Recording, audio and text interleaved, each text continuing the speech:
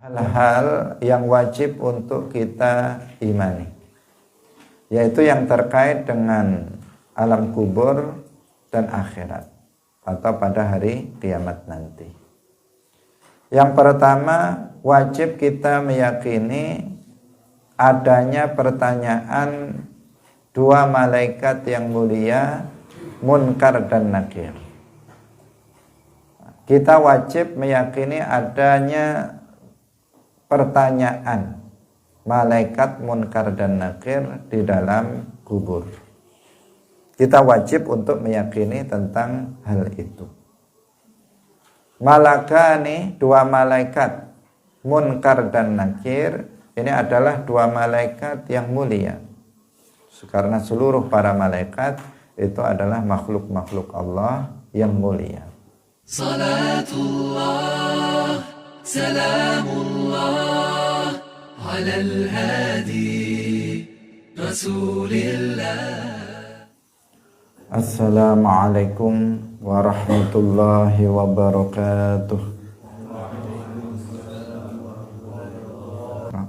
Qala al-muallif rahimahullahu ta'ala, ajbun dhanab karruhi lakin sahaha al-muzaniyu lil bila wa waddaha wa kullu syai'in halikun qad khassasu umumahu faqlum lima qad lakhasu wa la takhud fir ruhi idma warada nasun ani syari'i lakin wujida limalikin hi suratun kal jasadi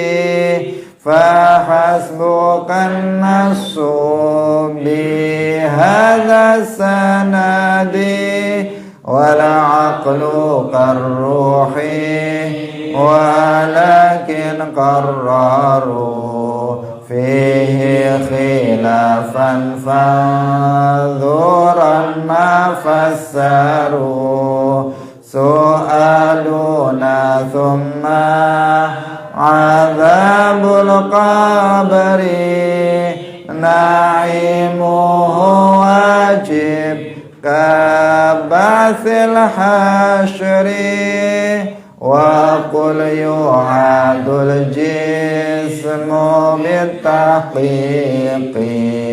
an adamin wa qila an tafriqi ma'daini lakin dhal khilafu khussa bil anbiya wa man alaihim nussa wa fi i'adatil arab qawlani wa rujjihat i'adatul a'yani wa fi zaman qawlani wal hisabu haqqun wa ma fi haqqin irtiyabu.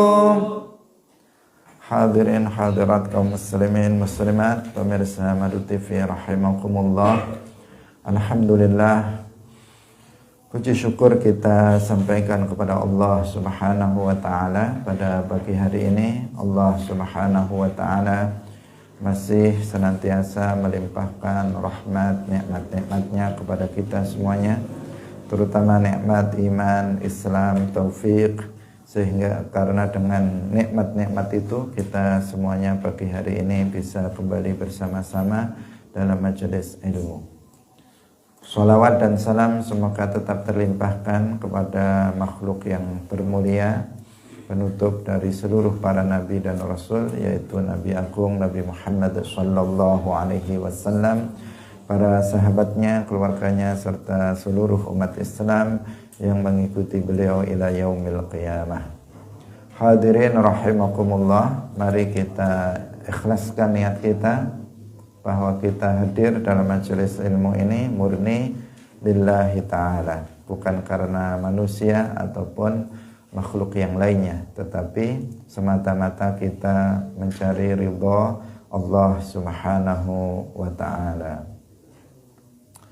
Qala al-muallif rahimahullahu ta'ala, su'aluna thumma 'adzabul qabri na'imuhu wajib ka ba'tsil hasyri. Su'aluna pitakon ing kita, pitakone malaikat ing kita, thumma 'adzabul qabri nuli siksa kubur, na'imuhu lan nikmat kubur, wajib iku wajibun wajib anane, kaba'sil hasyri kaya dan bangkit nenek, kaba'sin kaya ba'as dan bangkitkan dari kubur, al hasyr lan kaya hasyr. Hadirin hadirat rahimakumullah, dalam pertemuan ini kita akan menjelaskan tentang hal-hal yang wajib untuk kita imani, yaitu yang terkait dengan alam kubur dan akhirat atau pada hari kiamat nanti. Yang pertama, wajib kita meyakini adanya pertanyaan dua malaikat yang mulia, Munkar dan Nakir. Kita wajib meyakini adanya pertanyaan malaikat Munkar dan Nakir di dalam kubur. Kita wajib untuk meyakini tentang hal itu. Malakani, dua malaikat Munkar dan Nakir, ini adalah dua malaikat yang mulia, karena seluruh para malaikat itu adalah makhluk-makhluk Allah yang mulia. Termasuk malaikat Munkar dan Nakir, ini dua malaikat yang mulia. Yang keduanya disebutkan di dalam hadis, keduanya adalah menakutkan, tampangnya itu menakutkan karena warnanya itu adalah aswadani azraqani, hitam kebiru-biruan. Jadi artinya hitam yang bercampur dengan biru, sehingga terlihat sangat menakutkan. Dua malaikat Munkar dan Nakir ini, dia mengetahui semua bahasa manusia, mereka mengetahuinya. Dan ketika datang kepada seseorang di dalam kubur untuk bertanya kepadanya, dia membawa sebuah palu yang terbuat dari besi. Yang palu itu apabila penduduk kampung itu berkumpul bersatu untuk mengangkatnya, maka mereka tidak akan bisa untuk mengangkat palu itu karena saking beratnya palu yang dibawa oleh malaikat Munkar dan Nakir. Apabila palu itu dipukulkan, lauduriba ala jabalin ladzaba. Apabila palu itu dipukulkan pada gunung, maka gunung itu akan hancur lebur. Artinya apa? Artinya dua malaikat ini, dua malaikat yang sangat menakutkan. Sudah tampangnya menakutkan, hitam kebiru-biruan warnanya. Sudah seperti itu, dia bawa palu lagi. Bukan bawa makanan atau bawa apa, dia bawa palu.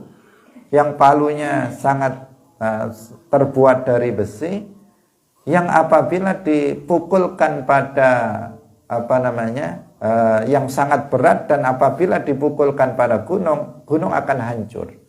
Artinya dua malaikat ini menyeramkan, sangat menakutkan. Hadirin rahimakumullah, Dua malaikat ini menakutkan, tetapi bagi orang-orang mukmin yang bertakwa, Allah Subhanahu wa taala menetapkan hatinya, sehingga tidak merasa takut dengan kehadiran dua malaikat Munkar dan Nakir ini. Berbeda halnya dengan orang-orang kafir. Kalau orang-orang kafir, maka mereka merasa ketakutan dengan kehadiran dua malaikat ini. Mereka gemetar dan ketakutan melihatnya. Karena penampilannya juga berbeda. Ketika mereka datang, kalau dari sisi bahwa mereka bersifatan dengan hitam kebiru-biruan, membawa palu yang sangat berat, yang seandainya dipukulkan kepada gunung akan hancur, itu sama. Ketika datang kepada orang kafir tampangnya kayak begitu, ketika datang kepada orang mukmin tampangnya juga seperti itu. Artinya sama-sama menakutkan. Bedanya kalau orang kafir itu Allah tidak menetapkan hatinya, sehingga tetap dalam ketakutan melihat kedatangan malaikat Munkar dan Nakir. Sementara orang mukmin Allah menetapkan hatinya sehingga dia tidak merasa takut dengan melihat dua malaikat Munkar dan Nakir. Selain itu, bahwa Munkar dan Nakir ketika datang kepada orang mukmin, dia tidak terlihat marah. Dia tidak terlihat marah. Meskipun bawa palu, tetapi dia nggak terlihat marah, sehingga orang mukmin yang bertakwa itu tidak merasa takut. Berbeda pada saat Munkar dan Nakir ini datang kepada orang kafir. Sudah penampilannya menakutkan, bawa palu lagi, terlihat kemarahannya. Sehingga mereka bertambah ketakutannya. Hadirin yang dirahmati oleh Allah Subhanahu wa taala. Adanya pertanyaan malaikat Munkar dan Nakir ini merupakan kekhususan bagi umat Muhammad.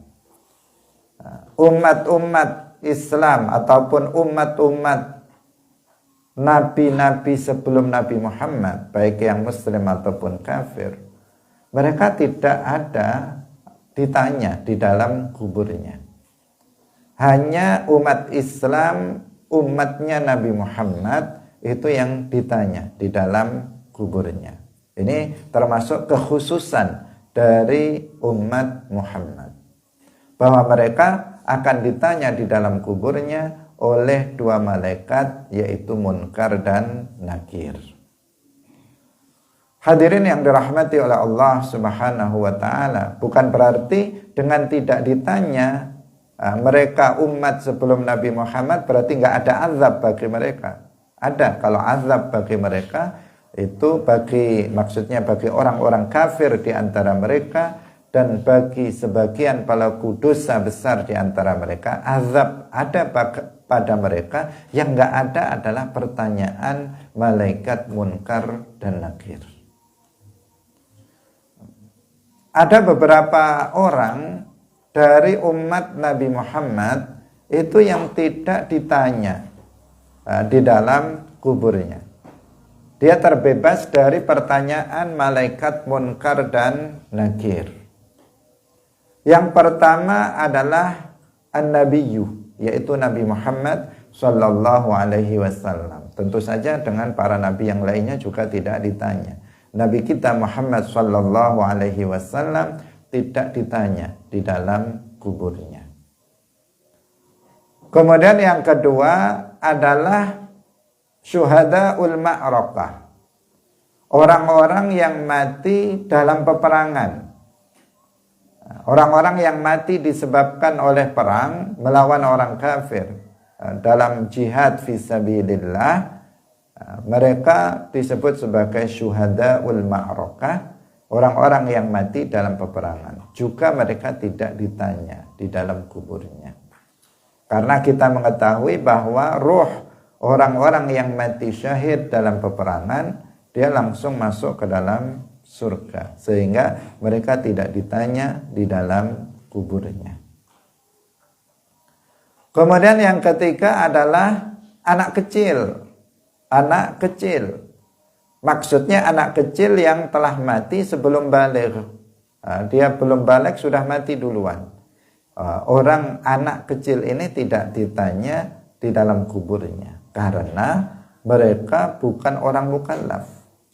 Mereka bukan orang mukallaf yang dibebankan untuk, kalau dia kafir belum dibebankan untuk masuk ke dalam agama Islam karena dia belum mukallaf.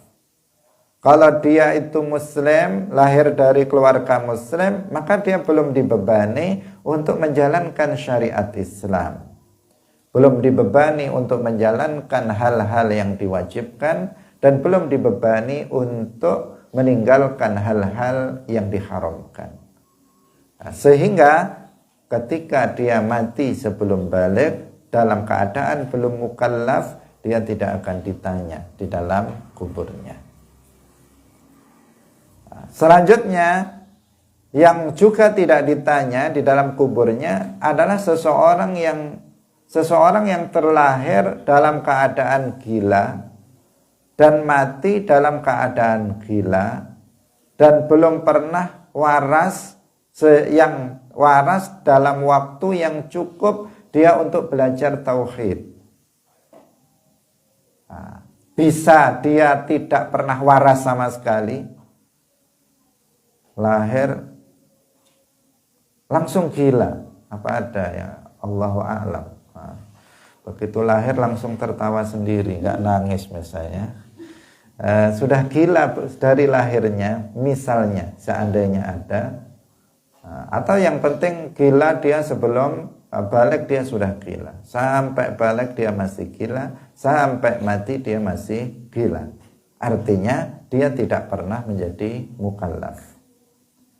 Berbeda halnya, artinya dia tidak pernah menjadi mukallaf, ataupun kalau dia misalnya sembuh hanya beberapa menit saja, kemudian kembali lagi, artinya nggak pernah ada waktu bagi dia yang memungkinkan dia untuk belajar tauhid. Maka orang yang seperti ini di dalam kuburnya tidak akan ditanya oleh dua malaikat Munkar dan Nakir. Kenapa? Karena dia bukan mukallaf. Sekali lagi tadi, dia bukan mukallaf. Namun kalau ada seseorang misalnya sebelum baligh dia gila, kemudian umur 20 tahun dia sembuh, selama 1 tahun dia sembuh. Setelah itu kumat lagi setelah 1 tahun. Artinya waktu 1 tahun dia sempat menjadi seorang mukallaf dan memungkinkan bagi dia untuk belajar. Jika ternyata dia tidak belajar dan kemudian cukup waktu ini misalnya untuk belajar, kemudian dia mati, maka dia tergolong sebagai orang yang mukallaf dan nanti di dalam kuburnya dia akan ditanya. Artinya dia karena pernah menjadi mukallaf, maka dia akan ditanya juga oleh malaikat Munkar dan Nakir di dalam kuburnya. Hadirin yang dirahmati oleh Allah Subhanahu wa ta'ala. Kemudian ada satu lagi orang yang di dalam kuburnya itu tidak akan ditanya oleh malaikat Munkar dan Nakir, yaitu seorang muslim yang setelah dimakamkan, setelah dikuburkan, dia ditalqin. Ahlus sunnah wal jamaah itu meyakini tentang bolehnya talqinul mayyit, mentalqin mayit. Talqin di sini ada dua macam, ada talqin orang yang mau mati, ada talqin orang yang sudah mati, yang sudah dikuburkan. Ada hadis yang mengatakan laqinu mautakum la ilaha illallah. Maka ini talqin sebelum seseorang meninggal dunia. Talqin itu artinya menuntun orang untuk kalau talqin orang yang akan meninggal, menuntun dia untuk mengucapkan la ilaha illallah.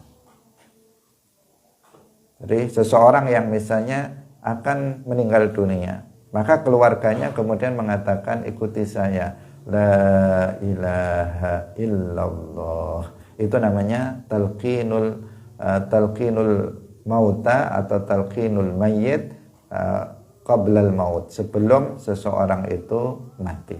Ini juga sesuatu yang dianjurkan. Karena di dalam hadis Rasulullah Shallallahu Alaihi Wasallam bersabda, "Man kana akhiru kalamihi la ilaha illallah, dakhalal jannah." Barang siapa yang akhir perkataannya itu adalah la ilaha illallah, maka dia akan masuk ke dalam surga. Sehingga juga diperintahkan, diajarkan, dianjurkan oleh Nabi agar kita mengajari orang yang sakit menjelang kematiannya untuk mengajari dia, mentalqin dia untuk membaca la ilaha illallah. Hadirin yang dirahmati oleh Allah Subhanahu wa taala. Tetapi bukan ini yang kita maksud dengan bahwa dia tidak ditanya di dalam kuburnya. Yang dimaksud di sini adalah seseorang yang ditalqin setelah dikuburkan. Sesaat seseorang itu dikuburkan, sudah diratakan tanahnya, sudah ditutup kuburannya, diratakan dengan tanah. Kemudian ada salah seorang di antara orang yang hadir di situ mentalqinnya, menuntun. Orang itu dia disebutkan, kalau tata caranya disebutkan dalam sebuah hadis yang diriwayatkan oleh Al-Imam Al-Baihaqi. Misalnya dia mengatakan ya fulan ibnu fulan, dipanggil, dan dia akan mendengar ya fulan ibn fulan, disebutkan namanya. Misalnya ya Ahmad ibn Ali, misalnya disebutkan namanya. Kemudian setelah itu mayit itu akan berkata, tetapi kita tidak mendengarnya. Dia akan mengatakan arsyidni atau arsyidna, tunjukkan kepada kami, berikanlah aku petunjuk, berilah aku tuntunan. Mayit itu akan berkata seperti itu, tetapi kita tidak mendengarnya ketika kita panggil. Setelah itu maka kita mulai mentalqinnya dengan mengatakan, misalnya tidak disebutkan dalam hadis, uzkur ma kharajta alaihi minad dunya syahadata an la ilaha illallah wa anna muhammadan abduhu wa rasuluh wa annaka radita billahi rabba wa bil islami dina wa bi muhammadin nabiyya wa bil qur'ani imama. Ditalqin seperti itu. Ada beberapa riwayat hadis tentang permasalahan talqin ini. Jadi dituntun dia untuk mengucapkan itu. Dalam sebagian riwayat dituntun mayit itu untuk untuk menjawab pertanyaan malaikat munkar dan nakir. Dikatakan, wahai fulan ibnu fulan, apabila dua malaikat munkar dan nakir datang kepadamu, kemudian dia bertanya kepadamu, siapa Tuhanmu? Maka jawablah, Tuhanku adalah Allah, dan seterusnya. Diajari tidak mesti dengan berbahasa Arab, bisa dengan bahasa Indonesia atau bahasa yang lain. Mayit itu diajari untuk menjawab pertanyaan malaikat munkar dan nakir. Itu namanya apa? Talqin. Dan talqin ini hukumnya boleh menurut Ahlus Sunnah wal Jamaah. Berbeda dengan mereka orang-orang Wahabi yang mengharamkannya. Kita Ahlus Sunnah wal Jamaah meyakini tentang kebolehannya karena memang ada hadis yang menjelaskan tentang hal tersebut. Ketika seorang mayit itu sudah ditalqin dan malaikat munkar dan nakir itu tahu tentang hal itu, Ya, malaikat munkar nakir tahu apakah mayitnya itu ditalqin atau tidak ditalqin. Maka jika tahu malaikat munkar nakir si fulan itu sudah ditalqin, maka salah satu dari malaikat munkar dan nakir itu akan berkata kepada selainnya, dia akan mengambil tangan dari temannya, artinya munkar temannya ya nakir temannya munkar, kemudian mengatakan ayo kita pergi. Dia mengatakan ayo, belum bertanya, dia pergi, ayo kita pergi. Kenapa kita duduk di sini terhadap seseorang yang sudah diajari cara menjawab pertanyaan malaikat munkar nakir? Kan juga tahu nanti dia sudah diajari, ya udah kita pergi saja.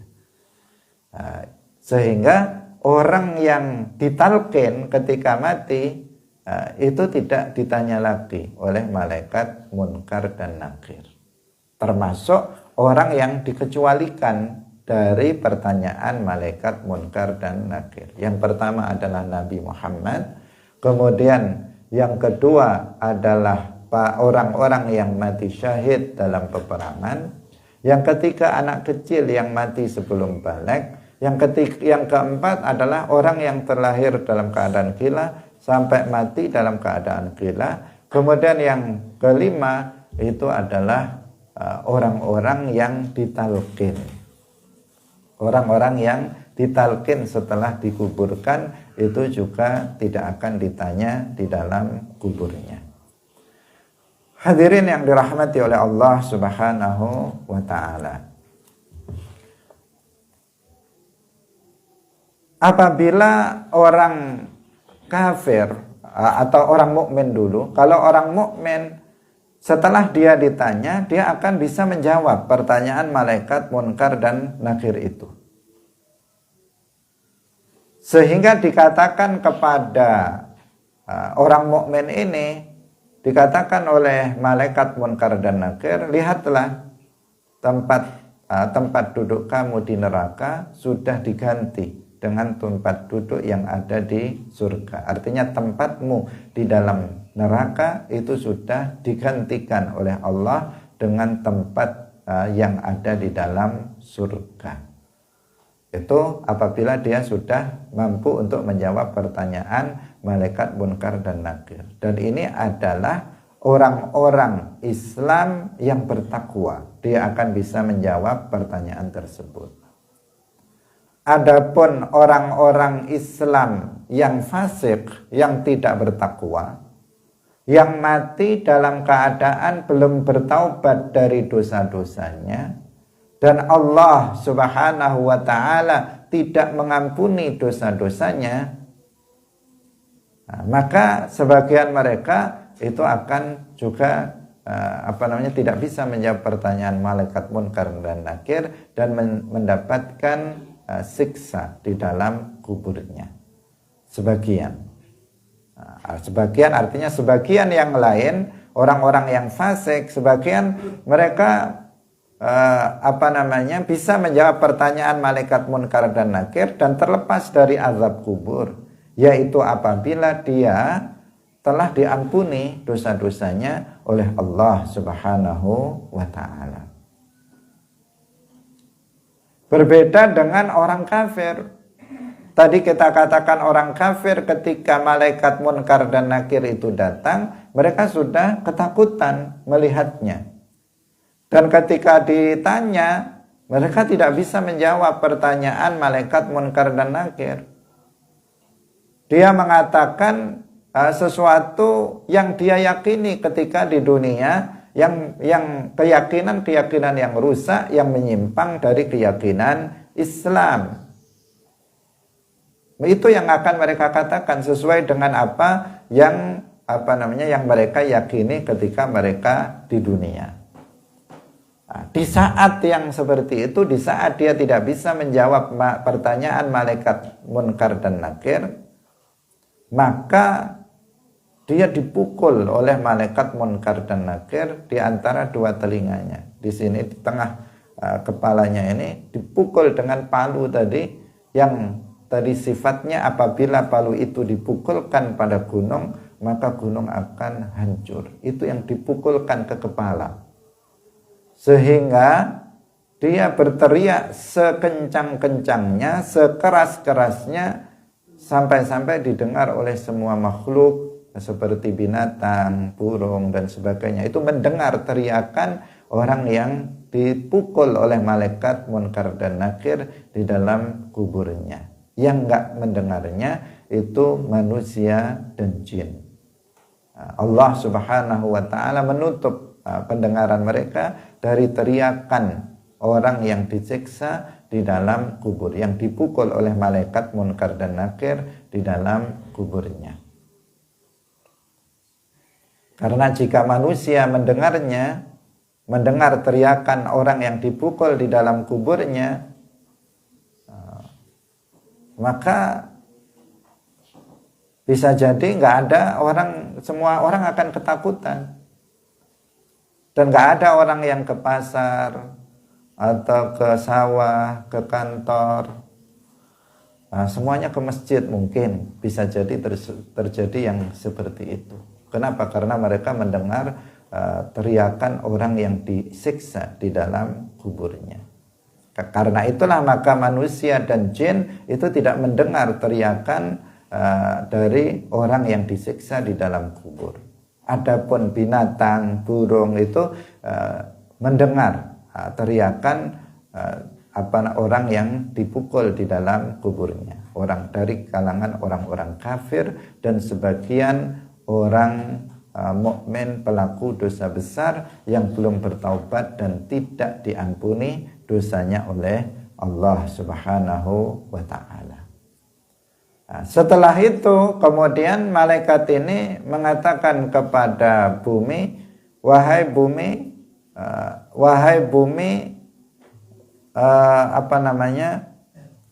apa istilahnya itu dalam bahasa Indonesia, wahai bumi, kamu menutuplah, atau gimana istilahnya, kamu kan kubur begini, kamu menutuplah.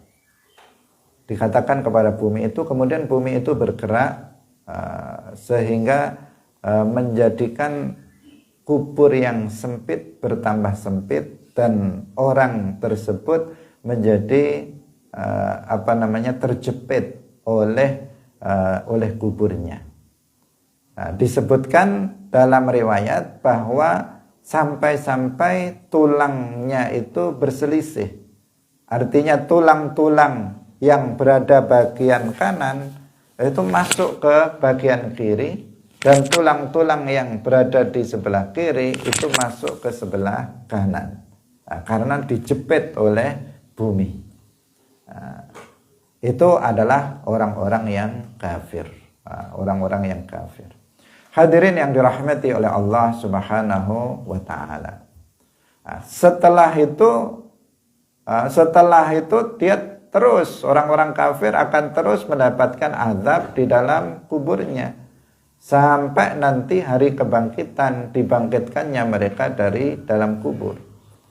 Ketika jasad mereka itu sudah hancur, maka azabnya ini, maka orang-orang kafir ini tetap diazab di dalam kuburnya, yaitu rohnya yang tersiksa di dalam kuburnya, karena jasadnya sudah nggak ada lagi.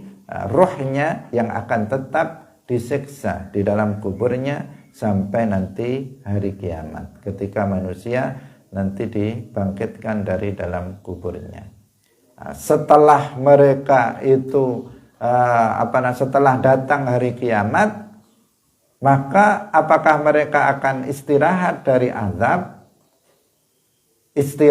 dari azab kubur, tetapi mereka akan memasuki azab yang lebih berat di akhirat.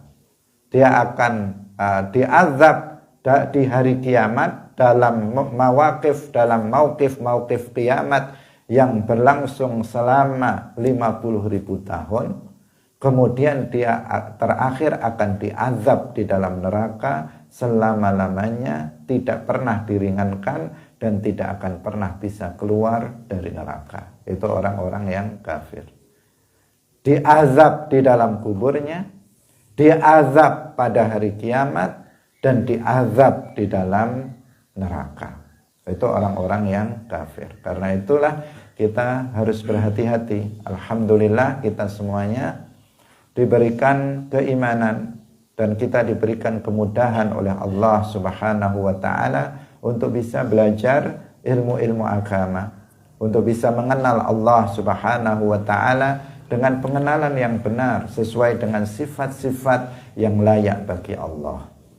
Kita juga diberikan kemudahan oleh Allah Subhanahu wa taala untuk bisa mengenal Rasulullah sallallahu alaihi wasallam dengan pengenalan yang benar sesuai dengan sifat-sifat yang layak bagi para nabi. Ini merupakan kenikmatan yang sangat besar. Sehingga wajib bagi kita untuk menjaga Islam, untuk menjaga iman kita, agar nanti ketika kita meninggalkan dunia ini dalam keadaan beriman, dalam keadaan sebagai seorang muslim yang bertakwa.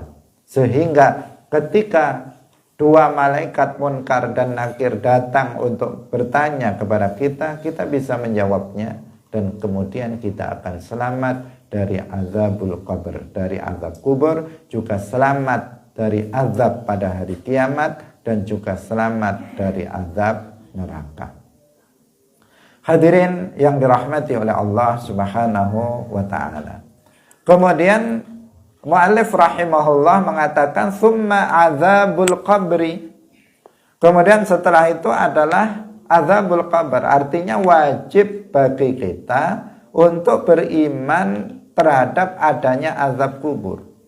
Siksa kubur itu hakun. Siksa kubur itu betul-betul ada, yaitu bagi atau untuk orang-orang kafir dan untuk sebagian umat Islam pelaku dosa besar. Azab kubur untuk siapa? Pertama untuk orang-orang kafir, yang kedua untuk sebagian dari umat Islam pelaku dosa besar. Enggak semua umat Islam pelaku dosa besar akan diazab di dalam kuburnya. Ada di antara mereka yang diazab dan ada di antara mereka yang tidak diazab. Mereka yang tidak diazab karena Allah Subhanahu wa taala telah mengampuni dosa-dosa mereka sehingga mereka tidak diazab di dalam kuburnya. Ahlus sunnah wal jamaah menetapkan tentang adanya azab kubur. Itu karena ada nas-nas Al-Quran yang menjelaskan tentang hal itu. Sehingga perlu diwaspadai pemahaman-pemahaman yang menyimpang dari ini. Seperti pemahaman kelompok Hizbut Tahrir yang mereka mengingkari adanya azab kubur. Dengan alasan yang mereka buat-buat atas dasar kebodohan mereka, mereka mengatakan bahwa nggak ada dalil tentang adanya azab kubur. Mereka mengatakan nggak ada ayat yang menunjukkan tentang adanya azab kubur. Mereka juga mengatakan nggak ada hadis mutawatir yang menunjukkan tentang adanya azab kubur. Menurut mereka bahwa hadis-hadis yang menunjukkan adanya azab kubur itu adalah hadis-hadis ahad. Dan hadis-hadis ahad menurut mereka, sekali lagi menurut mereka, itu tidak boleh dijadikan sebagai hujjah di dalam agama, khususnya dalam tauhid, dalam akidah. Menurut mereka. Sehingga kelompok Hizbut Tahrir di antara kesesatan mereka, mereka ini mengingkari adanya azab kubur. Kita Ahlus Sunnah wal Jamaah menetapkan tentang adanya azab kubur. Azab kubur itu betul-betul ada. Azab kubur itu benar-benar ada.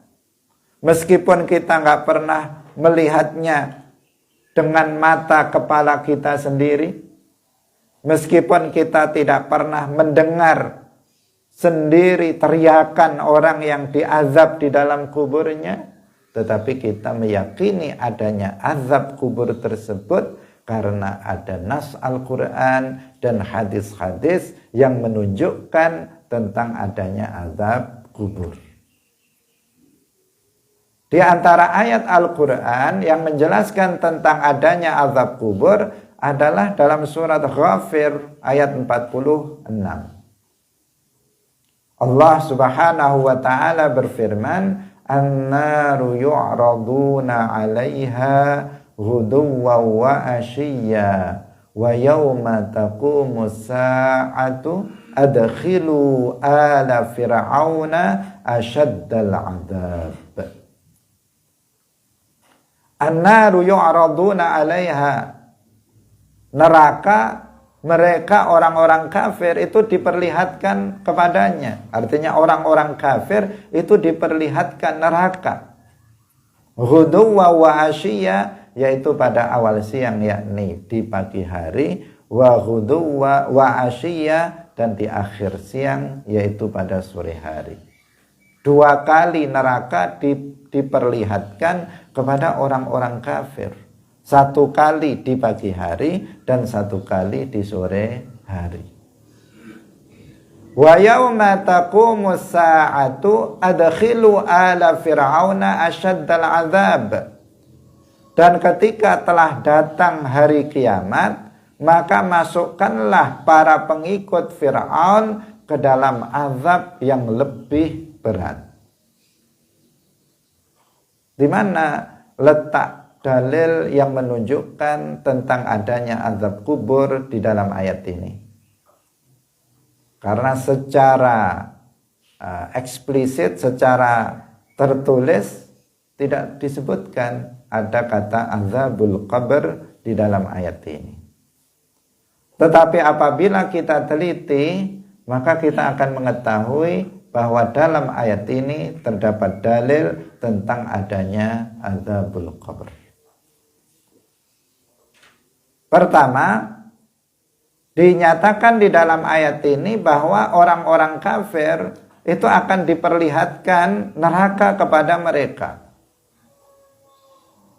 Itu satu hal. Kemudian kita mengetahui dalam ayat berikutnya dikatakan ketika datang hari kiamat, maka masukkanlah orang-orang kafir pengikut Fir'aun ke dalam azab yang lebih berat. Ini menunjukkan bahwa orang-orang kafir diperlihatkan neraka itu bukan di akhirat.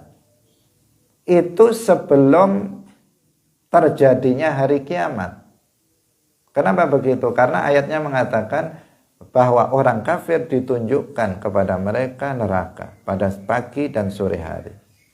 Dan ketika datang hari kiamat, nah berarti ini belum kiamat.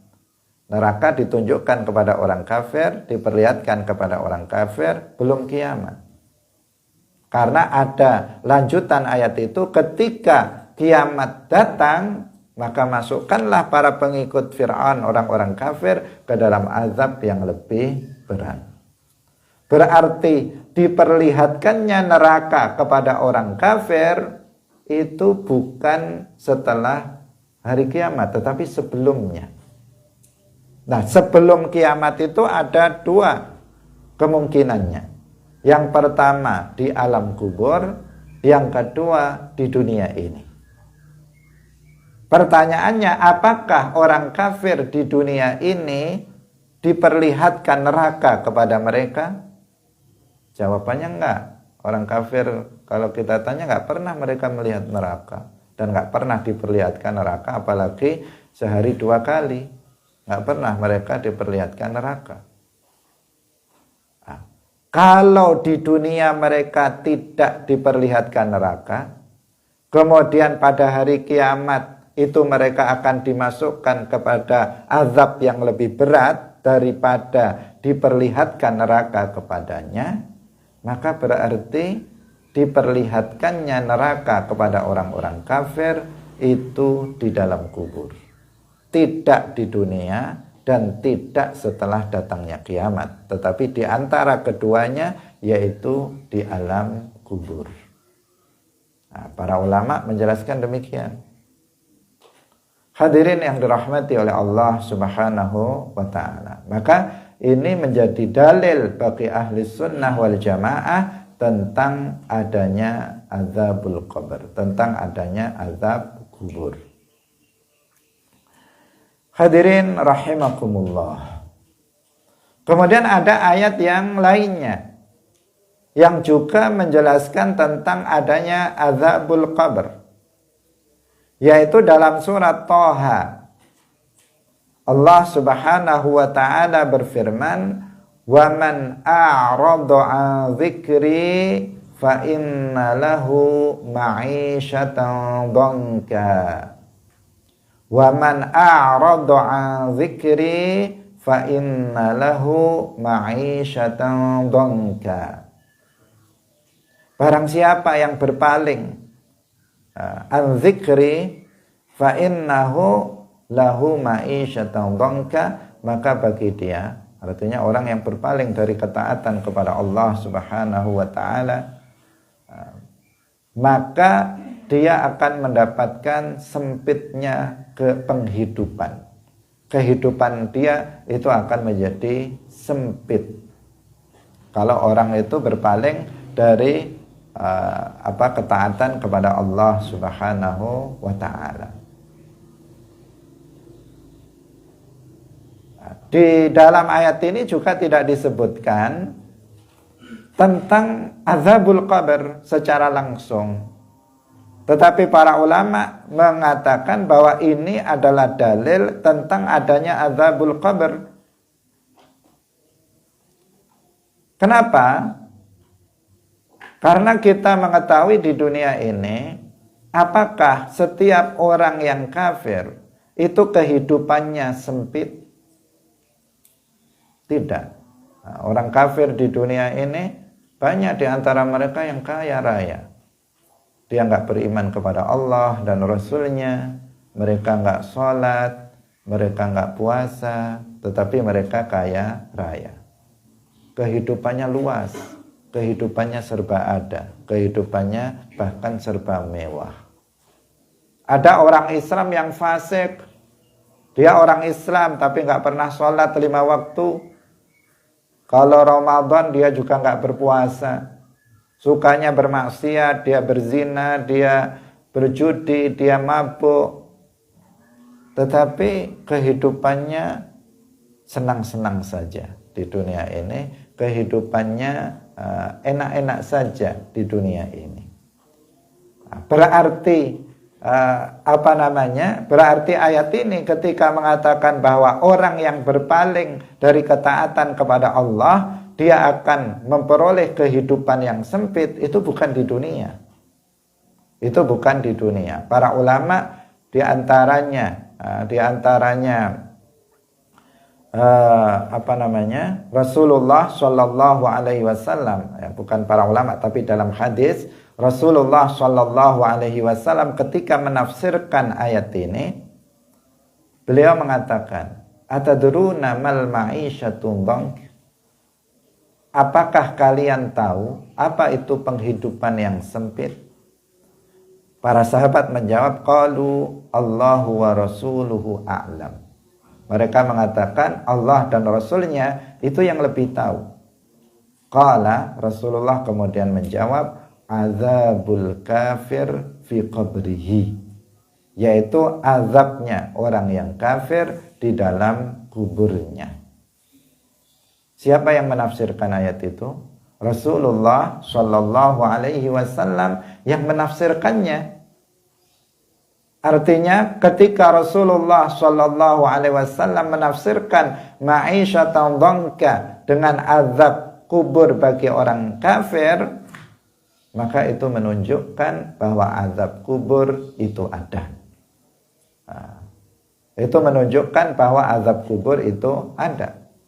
Dan penafsiran Nabi terhadap ayat Al-Quran itu tidak salah, tidak akan pernah salah. Dan dalam kaidah tafsir disebutkan, Wa khairu ma fassartahu bil warid. Sebaik-baik penafsiran itu adalah penafsiran dengan sesuatu yang warid, baik ayat ditafsirkan oleh ayat yang lain atau ayat ditafsirkan oleh hadis Rasulullah sallallahu alaihi wasallam. Dalam hal ini ayat wa man a'rada 'an dzikri fa inna lahu ma'isyatan dhanka ditafsirkan sendiri oleh Nabi bahwa itu adalah azab kubur bagi orang kafir. Yang ini menunjukkan bahwa azabul qabr itu betul-betul ada. Betul-betul ada berdasarkan ayat tersebut. Demikian juga berdasarkan hadis yang jumlahnya sangat banyak, meskipun berbeda-beda redaksinya, yang semuanya menunjukkan, para ulama mengatakan semuanya itu telah menunjukkan bahwa hadis-hadis tentang adanya azabul qabr itu sampai pada derajat mutawatir maknawi.